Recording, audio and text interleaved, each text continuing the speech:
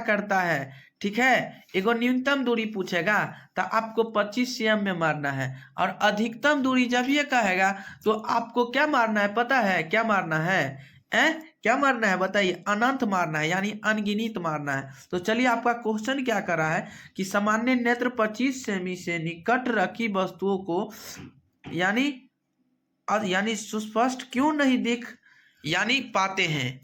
तो बताइएगा कि देखिए 25 सेमी की दूरी पर रखी वस्तुओं को आंख स्पष्ट रूप से देखता है। क्या है, 25 सेमी की दूरी पर रखी वस्तु को आंख क्या है, स्पष्ट रूप से देखता है। लेकिन 25 सेमी से कम निकट यानी 25 सेमी से कम निकट रखी वस्तुओं का प्रतिबिंब दृष्टि पटल पर स्पष्ट रूप से, ठीक है ना।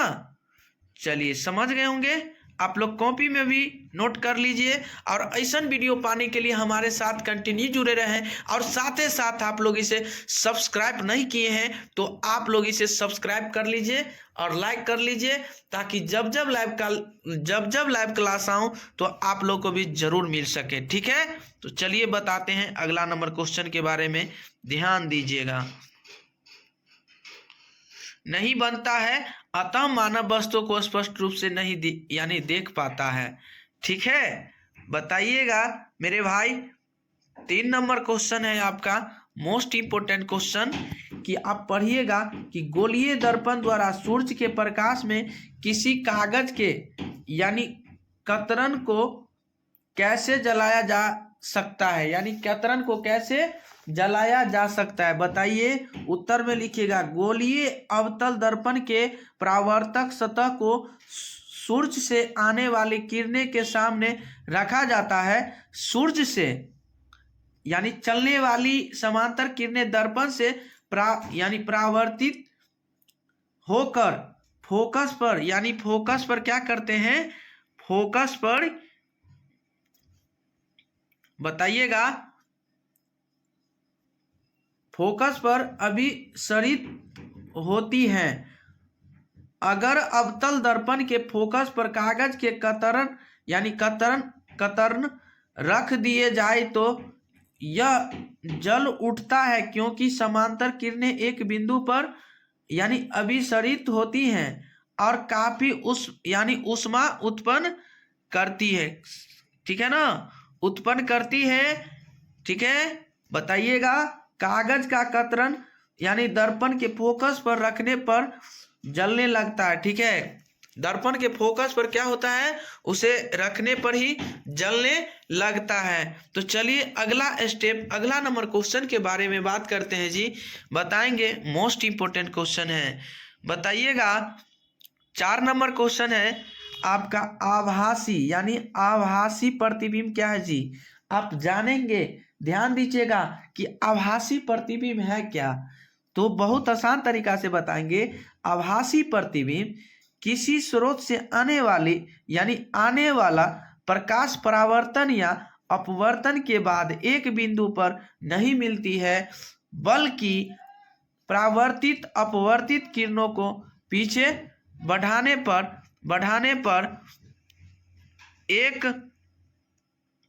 एक बिंदु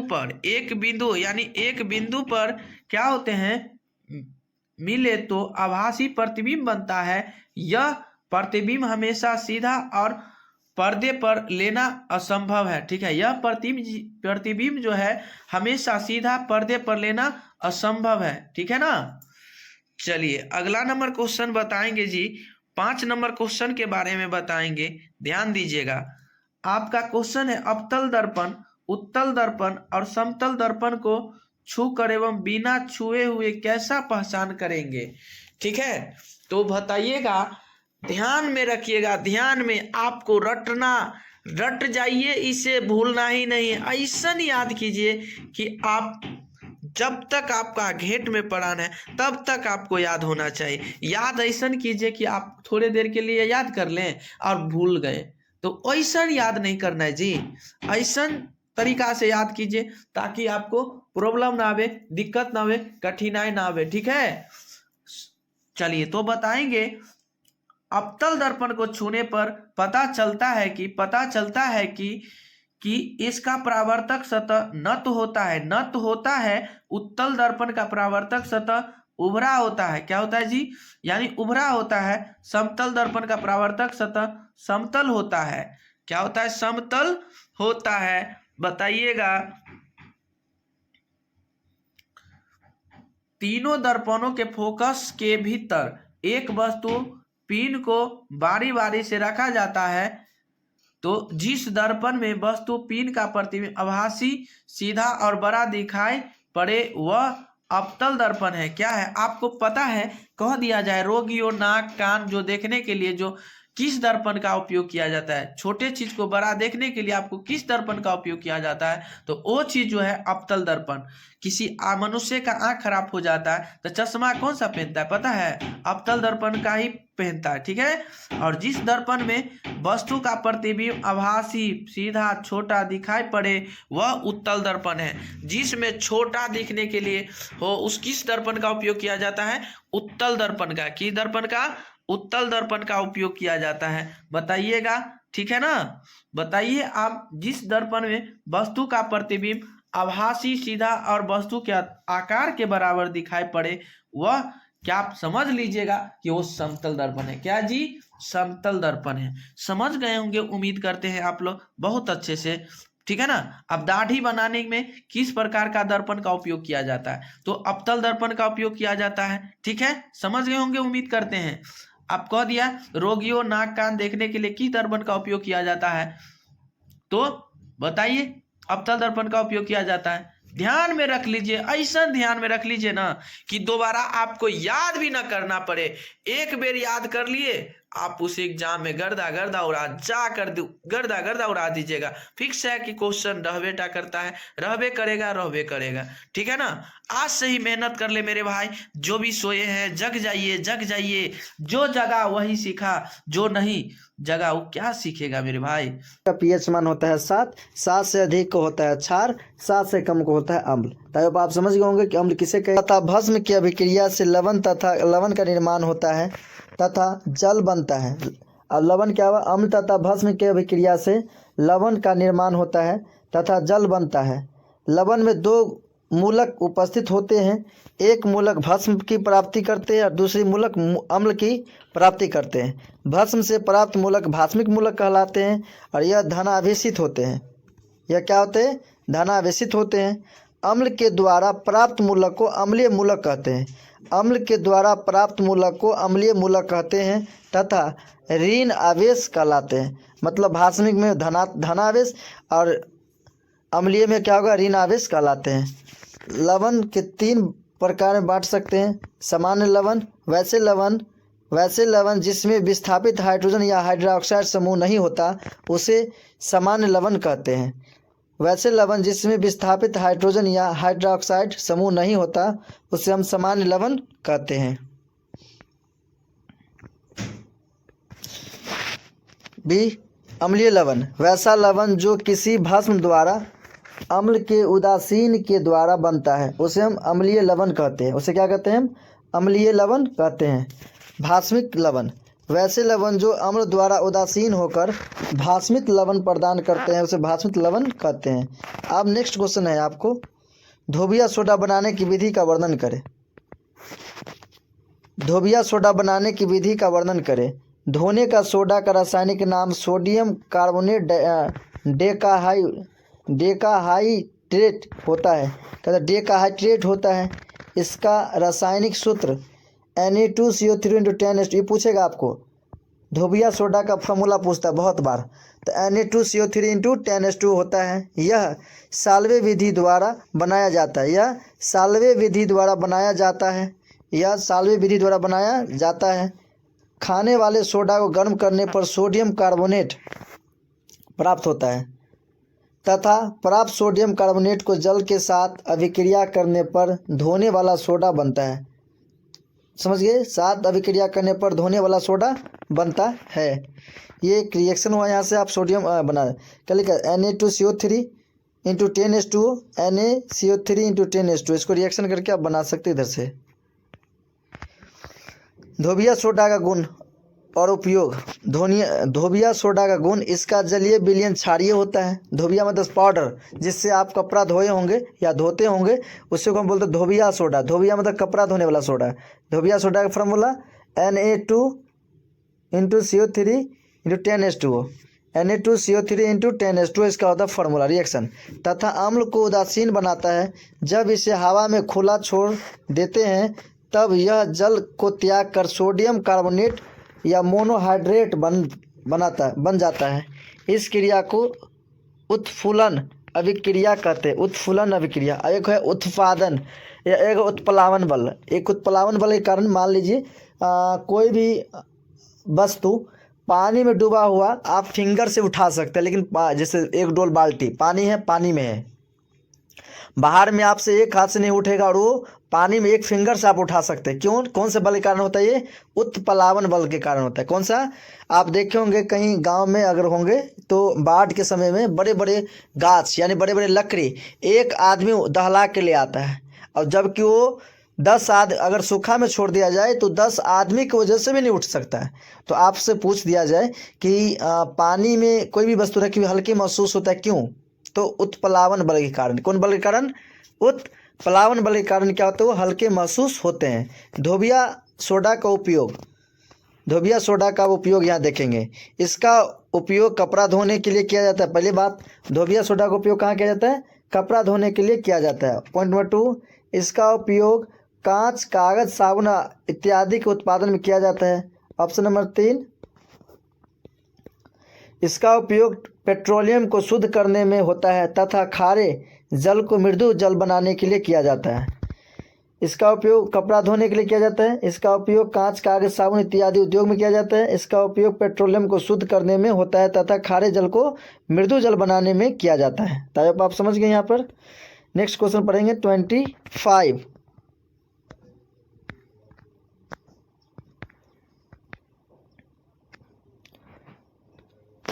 व्यंजक चूर्ण का रासायनिक नाम लिखे तथा इनके बनाने का विधि का वर्णन करें।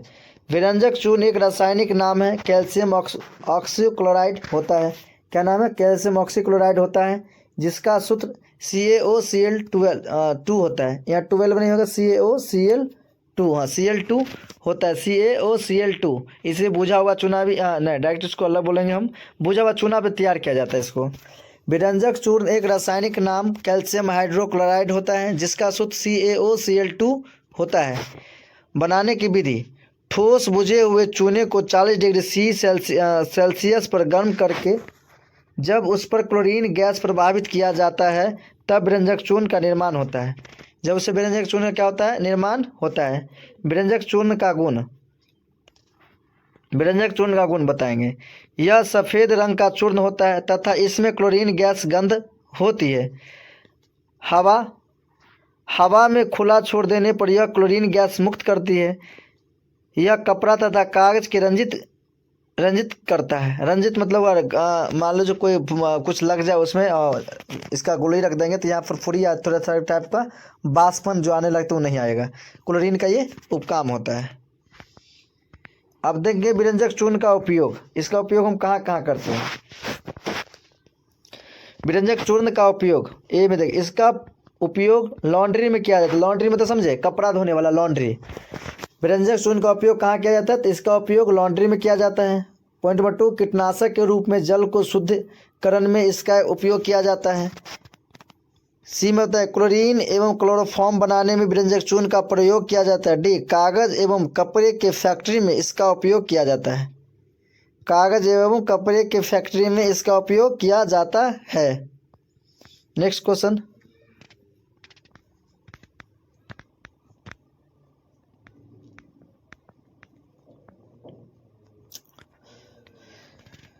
Question number 26।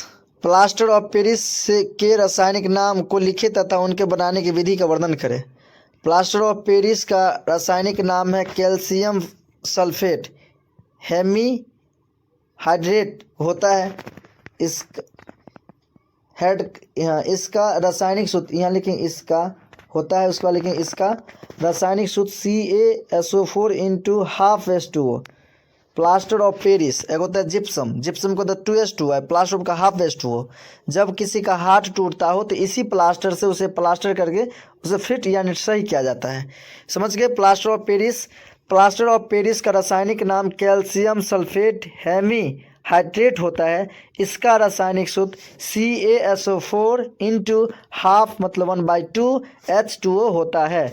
बनाने की विधि, जिप्सम को तेजी से गर्म करने पर यह पूर्ण रूप से निर्जलीय होकर कैल्शियम सल्फेट का निर्माण करता है। मतलब जब जिप्सम को हम तेजी से हीट करें यानी गर्म करेंगे तो यह पूर्ण रूप से निर्जलीय होकर कैल्शियम सल्फेट का निर्माण करता है। यह निर्जलीकरण के बाद जिप्सम को 120 डिग्री सेल्सियस तक गर्म किया जाता है, तब प्लास्टर ऑफ पेरिस का निर्माण होता है तथा जल बनता है। समझ गए कि कब ये प्लास्टर ऑफ पेरिस बनता है? जिप्सम को जब तेज़ी से निर्जलीकरण करने के बाद कैल्शियम सल्फेट निर्माण करता है। यह निर्जलीकरण के बाद जब जिप्सम को 120 डिग्री सेल्सियस तक गर्म किया जाता है, तब वह प्लास्टर ऑफ पेरिस का निर्माण होता है तथा जल बनता है। जैसे आप देख रहे होंगे यहाँ यह जिप्सम का फॉर्मूला है और उसको हीट करेंगे कितने पर, 120 डिग्री पर हीट करेंगे तो हमें मिलेगा जिप्सम का फॉर्मूला। तो नेक्स्ट देखते हैं प्लास्टर ऑफ पेरिस का उपयोग कहाँ किया जाता है। प्लास्टर ऑफ पेरिस का उपयोग कहाँ किया जाता है? प्लास्टर ऑफ पेरिस के लिए उपयोग टूटी हुई हड्डियों को जोड़ने में तथा पार्थियों में। क्या? टूटी हुई हड्डियों को जोड़ने में। ऑप्शन बी, मिट्टी के बर्तन के उपयोग में। कहाँ? मिट्टी के बर्तन के उपयोग में हम प्लास्टर ऑफ पेरिस का उपयोग करते हैं। क्वेश्चन नंबर 27, कास्टिक सोडा क्या है? कास्टिक सोडा क्या है? आई होप आप लोग कमेंट करके बताएं कि कास्टिक सोडा का फार्मूला क्या होता है। कास्टिक सोडा का रासायनिक नाम सोडियम हाइड्रोक्साइड है। सोडियम हाइड्रोक्साइड है। इसे सोडियम क्लोराइड के संतृप्त जलीय विलयन का विद्युत अपघटन के द्वारा प्राप्त किया जाता है। क्या किया जाता है? प्राप्त किया जाता है। सोडियम क्लोराइड के विद्युत अपघटन के द्वारा एनोड पर क्लोरीन गैस तथा कैथोड पर सोडियम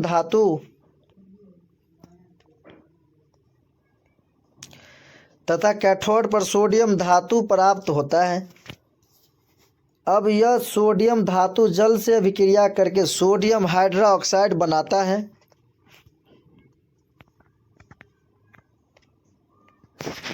एग्जाम्पल, सोडियम H2O जल NaOH प्लस H2। इस विधि को क्लोर अल्की अभिक्रिया भी कहते हैं।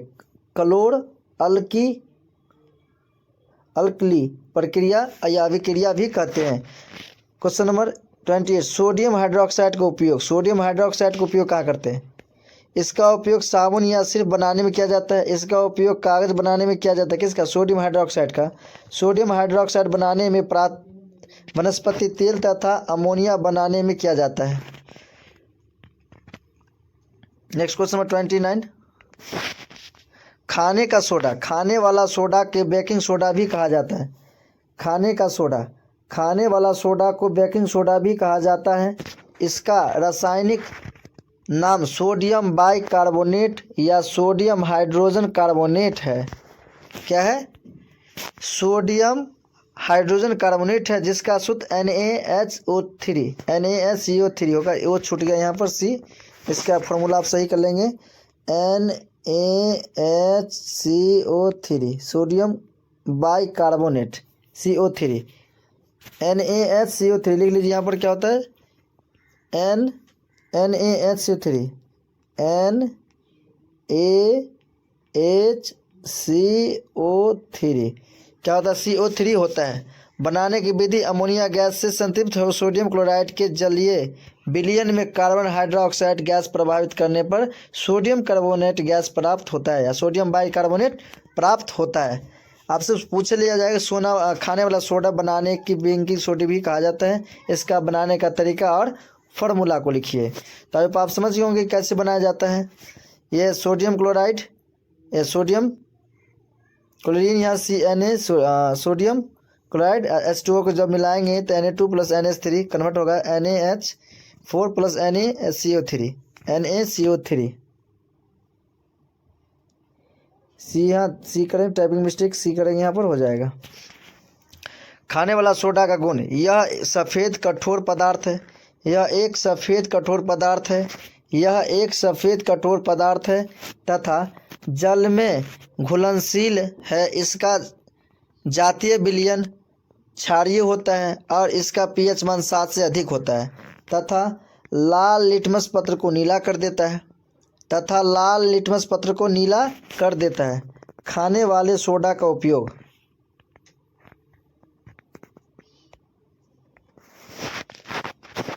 खाने वाला सोडा का उपयोग, इसका उपयोग खाना बनाने में किया जाता है। बी, इसका उपयोग पाव रोटी या केवल बनाने में किया जाता है। इसका उपयोग औषधि बनाने में, किसका, खाने वाला सोडा का। नेक्स्ट क्वेश्चन बढ़ेंगे 30। जैव प्रक्रम किसे कहते हैं? वे सभी क्रियाएं जिनके द्वारा जीवन की रक्षा होती है उससे हम जैव प्रक्रम। प्रकाश के परावर्तन के 2 नियम होते हैं। कितने नियम होते हैं जी? 2 नियम होते हैं, ठीक है।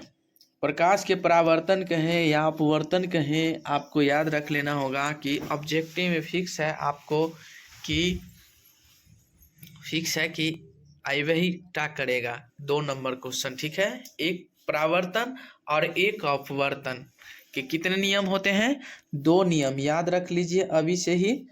चलिए तो क्वेश्चन पे ध्यान दीजिएगा आप लोग।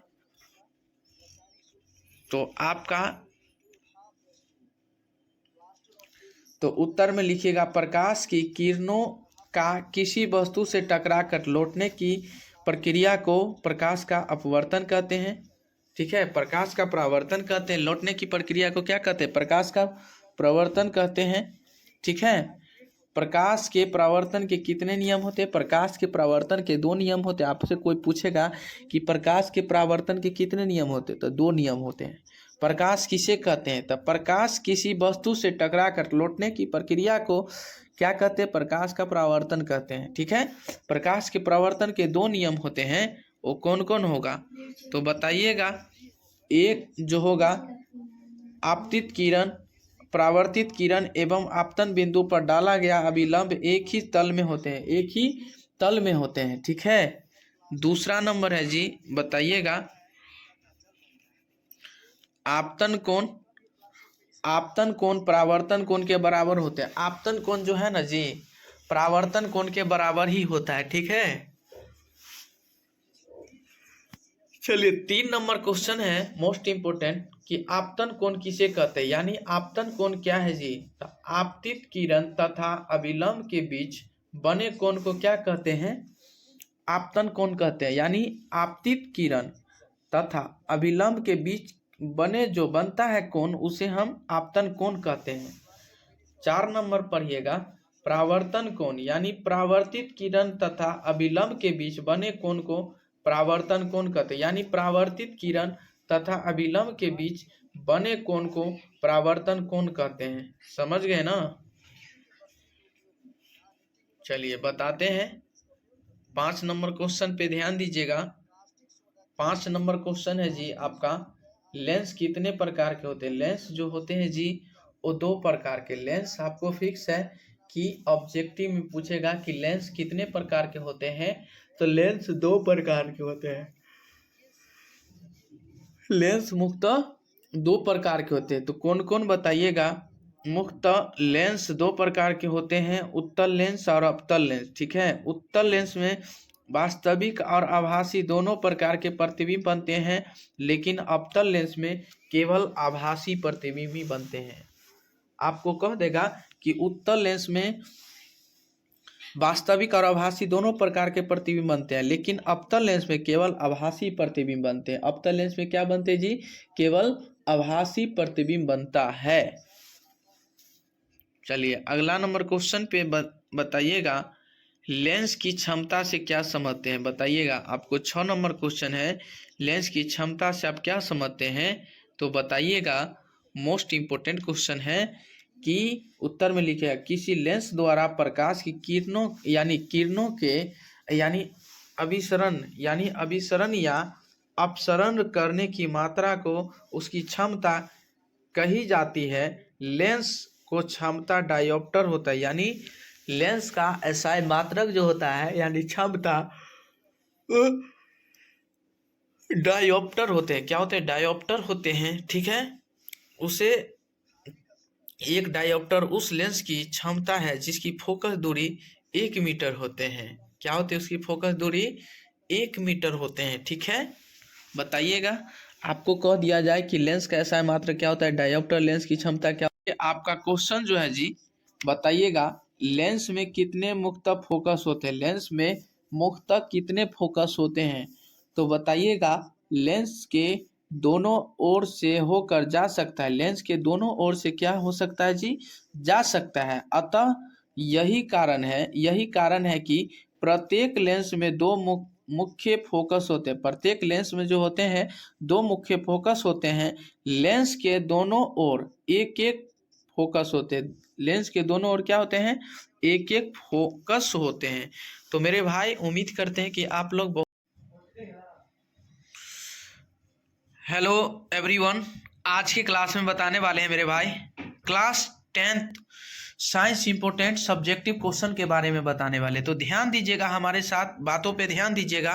तो आप लोग को बीच एग्जाम बहुत नज़दीकी आ गए हैं, तो आप लोग कंटिन्यू इसे जारी तैयारी करने के लिए तैयार हो जाएं, ठीक है। तो आप लोग हमारे साथ पेन और कॉपी निकालिए और इसे कॉपी में लिखने का चालू कर दीजिए और इसे सुबह सुबह उठकर इसे याद कीजिए, ठीक है। सुबह सुबह उठकर इसे याद कीजिए, अब समय नहीं रहा, बहुत नज़दीकी टाइम आ गया है। तो चलिए आपका क्वेश्चन के बारे में बताएंगे।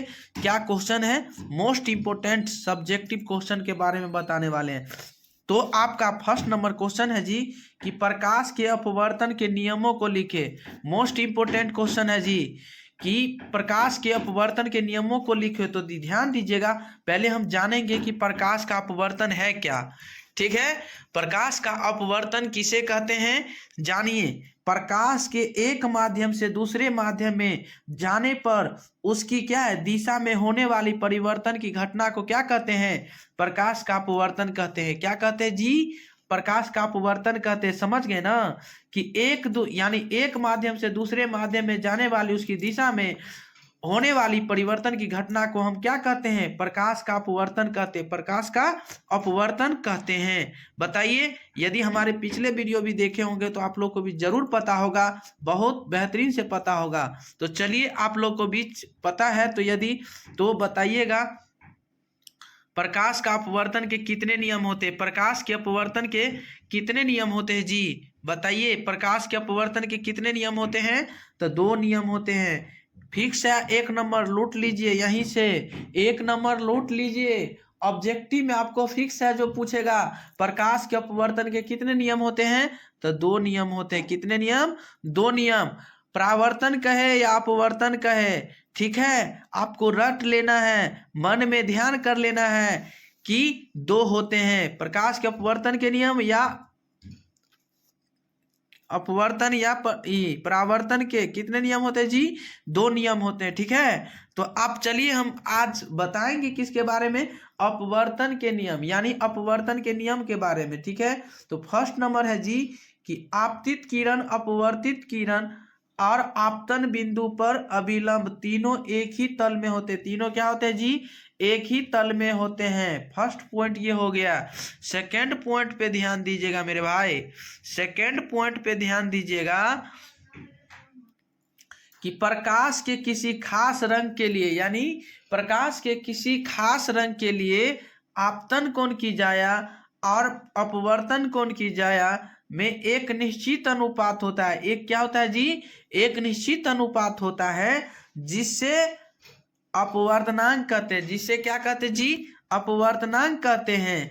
इस नियम को भी क्या कहते हैं जी? स्नेल का भी नियम कहा जाता है, ठीक है। यानी इस नियम को क्या कहा जाता है जी? स्नेल का नियम कहा जाता है, ठीक है। तो बताइए, आप इसे भी कह सकते हैं, कहेगा कोई स्नेल का नियम किसे कहते हैं, ठीक है। तो बताइए कि अपवर्तन यानी आपतन कोण की जाया, अपवर्तन कोण की जाया में एक निश्चित अनुपात होता है, उसे हम यानी उसे हम क्या कहते हैं? नियम, यानी नियम को स्नेल का नियम कहा यानी भी कहा जाता है, ठीक है। चलिए बताइए, अगला नंबर क्वेश्चन है आपका 2 number question, most important question है, VVI क्वेश्चन। देखिए ध्यान दीजिएगा, आपको पता है कि स्पष्ट न्यूनतम दूरी देखने के लिए कितना दूरी होना चाहिए? कितना दूरी होना चाहिए बताइए ना जी? 25 सेमी, ठीक है। कितना? 25 सेमी होना चाहिए, है ना? अधिकतम देखने के लिए अनंत होगा, यानी अनगिनत होगा। पता है, इतना चीज तो पता है, फिक्स है कि आपको ऑब्जेक्टिव में अबेटा करता है, ठीक है। एगो न्यूनतम दूरी पूछेगा तो आपको 25 cm में मारना है, और अधिकतम दूरी जब ये कहेगा तो आपको क्या मारना है? पता है क्या मारना है? क्या मारना है बताइए? अनंत मारना है, यानी अनगिनत मारना है। तो चलिए, आपका क्वेश्चन क्या कर रहा है कि सामान्य नेत्र 25 सेमी से निकट रखी वस्तुओं को यानी सुस्पष्ट क्यों नहीं दिख पाते हैं? तो बताइएगा कि देखिए 25 सेमी की दूरी पर रखी वस्तुओं को आंख स्पष्ट रूप से देखता है। क्या है? 25 सेमी की दूरी पर रखी वस्तु को आंख क्या है? स्पष्ट रूप से देखता है। लेकिन 25 सेमी से कम निकट, यानी 25 सेमी से कम निकट रखी वस्तुओं का प्रतिबिंब दृष्टि पटल पर स्पष्ट रूप से, ठीक है ना? चलिए समझ गए होंगे आप लोग, कॉपी में भी नोट कर लीजिए। और ऐसा वीडियो पाने के लिए हमारे साथ कंटिन्यू जुड़े रहें, और साथ ही साथ आप लोग इसे सब्सक्राइब नहीं किए हैं तो आप लोग इसे सब्सक्राइब कर लीजिए और लाइक कर लीजिए, ताकि जब जब लाइव क्लास आऊं तो आप लोग को भी जरूर मिल सके, ठीक है। तो चलिए बताते हैं अगला नंबर क्वेश्चन के बारे में, ध्यान दीजिएगा। नहीं बनता है, अतः मानव वस्तु को स्पष्ट रूप से नहीं यानी देख पाता है, ठीक है। बताइएगा मेरे भाई, 3 नंबर क्वेश्चन है आपका, मोस्ट इंपोर्टेंट क्वेश्चन, कि आप पढ़िएगा कि गोलीय दर्पण द्वारा सूर्य के प्रकाश में किसी कागज के यानी कतरन को कैसे जलाया जा सकता है, यानी कतरन को कैसे जलाया जा सकता है? बताइए, उत्तर में लिखिएगा। गोलीय अवतल दर्पण के परावर्तक सतह को सूर्य से आने वाली किरणें के सामने रखा जाता है। सूर्य से यानी चलने वाली समांतर किरणें दर्पण से यानी परावर्तित होकर फोकस पर, यानी फोकस पर क्या करते हैं? फोकस पर बताइएगा, फोकस पर अभिसरित होती हैं। अगर अवतल दर्पण के फोकस पर कागज के कतरन रख दिए जाए तो यह जल उठता है, क्योंकि समांतर किरणें एक बिंदु पर यानी अभिसरित होती हैं और काफी ऊष्मा उत्पन्न करती है, ठीक है ना?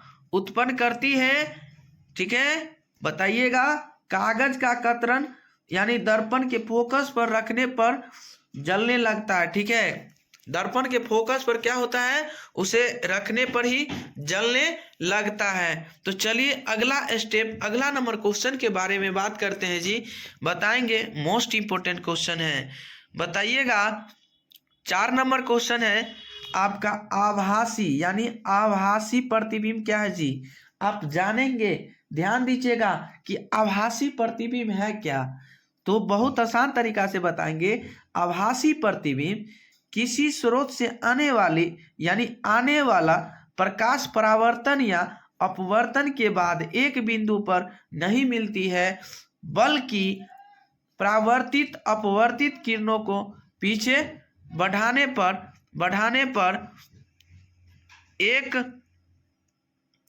एक बिंदु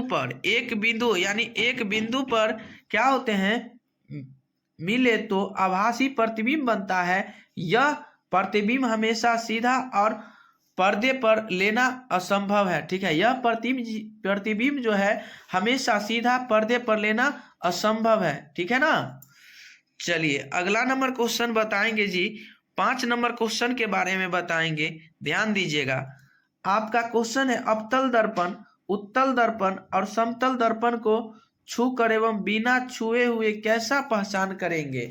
ठीक है, तो बताइएगा, ध्यान में रखिएगा, ध्यान में आपको रट जाइए, इसे भूलना ही नहीं है। ऐसा याद कीजिए कि आप जब तक आपका घेट में प्राण है तब तक आपको याद होना चाहिए। याद ऐसा कीजिए कि आप थोड़े देर के लिए याद कर लें और भूल गए, तो ऐसा याद नहीं करना है जी।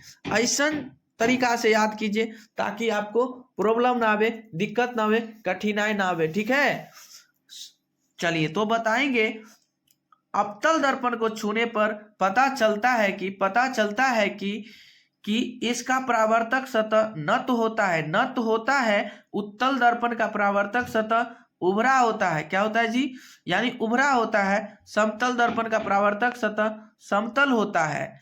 क्या होता है, समतल होता है। बताइएगा, तीनों दर्पणों के फोकस के भीतर एक वस्तु पिन को बारी बारी से रखा जाता है, तो जिस दर्पण में वस्तु पिन का प्रतिबिंब आभासी, सीधा और बड़ा दिखाई पड़े वह अवतल दर्पण है। क्या है, आपको पता है, कह दिया जाए, रोगियों नाक कान जो देखने के लिए जो किस दर्पण का उपयोग किया जाता है, छोटे चीज को बड़ा देखने के लिए आपको किस दर्पण का उपयोग किया जाता है, तो वो चीज जो है अवतल दर्पण। किसी मनुष्य का आंख खराब हो जाता है तो चश्मा कौन सा पहनता है, पता है, अवतल दर्पण का ही पहनता है। ठीक है, और जिस दर्पण में वस्तु का प्रतिबिंब आभासी, सीधा, छोटा दिखाई पड़े वह उत्तल दर्पण है। जिसमें छोटा दिखने के लिए हो उस किस दर्पण का उपयोग किया जाता है, उत्तल दर्पण का। किस दर्पण का, उत्तल दर्पण का उपयोग किया जाता है। बताइएगा, ठीक है ना। बताइए आप, जिस दर्पण में वस्तु का प्रतिबिंब आभासी, सीधा और वस्तु के आकार के बराबर दिखाई पड़े वह, क्या आप समझ लीजिएगा कि वो समतल दर्पण है। क्या जी, समतल दर्पण है। समझ गए होंगे उम्मीद